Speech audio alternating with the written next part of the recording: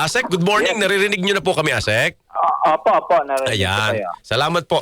So Asek, hingi lang po kami ng update po sa pagbabantay po ng OCD, pag-account po natin sa mga naapektuhan po sa lindol sa Mindanao. Oo.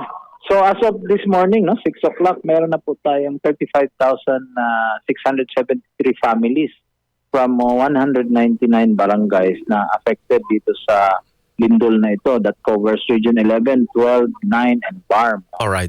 So meron tayong 45 evacuation centers na ino-operate kasi meron po tayong 6,314 families na nandyan Dami, sa evacuation centers. Ngayon, in terms of casualty, medyo tumaas po from 38 kahapon, 45 na po ngayong umaga because we got additional reports na meron pong 8 from Davao Occidental, from Jose Abad Santos na casualty due to earthquake-induced landslide. Landslide. And, opo. Sa Jose Abad Santos municipality ito. So yun po ang dagdag. Kaya 45 po ang ating count. Yung ating injured naman ay tumaas din po. 630 na ang injured individuals as per our report this morning. Opo. So ang missing naman ay tumaas din 17 na from the report of 4 kahapon. Wow, so dumami.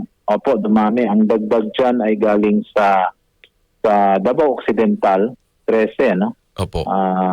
Sarangani and Jose Abad Santos, 9. So yun po ang ating latest. And yung damaged houses po, umaabot na po ng 3,169 houses. Ang totally damaged dyan, 528 houses. So again, these are still being validated pero ito po ang mga numbers. Opo. Asek, kumusta po yung pag-address? Kasi we understand kahapon kausap po natin ng DPWH, ang priority po yung pag-aayos ng mga kalsada because of the mobility ng tulong, ng relief. Tapos ang binanggit po ni Sec Vince ay number 1 na kailangan tubig, pagkain. Kumusta po ang sitwasyon ng ganon sa ating mga kababayan, lalo na po yung mga nasa, siguro evacuation center, kanin nyo? Opo. Wala tayong problema in terms of supply, yung tubig and yung mga food items. Meron po yan. Ang problema natin is yung how to bring them directly doon sa affected areas. Isa sa challenge natin is yung GLAN, medyo challenge yung papunta doon, medyo malayo siya and may mga putol na mga one lane lang na mga kalsada. So inaayos po yan ng DPWH ngayon. So kaya ngayon we're using airlift, mga helicopters to bring yung mga relief items and mga sea vessels from Jensan or Davao City papunta doon directly sa GLAN area kasi magiging hub yan to support several municipalities na nandun sa southernmost part ng Sarangani po. Ayun.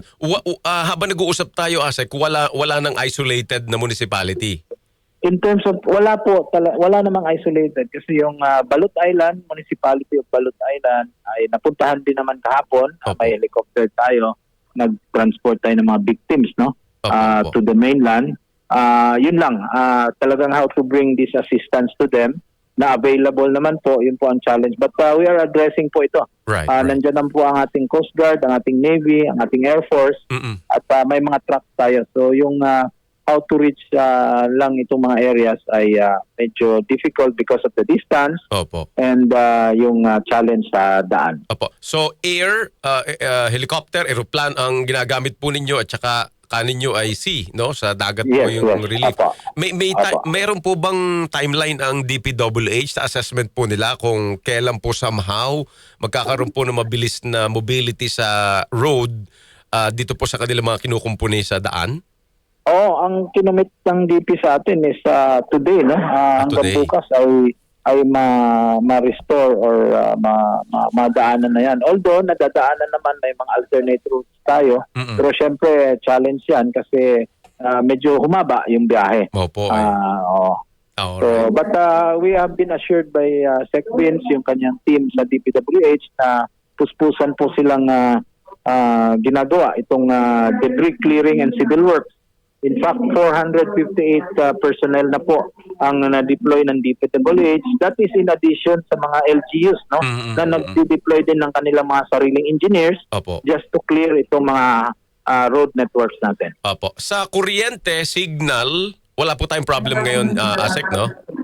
Ang problem lang natin, ma-restore yung distribution line, ano? But yung power source ay ready po Okay. na re-energize yung ating DOE. Opo. Yung mga transmission lines na lang po na diretso sa mga bayan, ang sinisigurado natin na wala na pong putol or walang problema Ayun. para hindi po magdulot ng additional problem pag binalik na yung power. Alright. ASEC, salamat sa panahon at information, ASEC Bernard. Salamat po.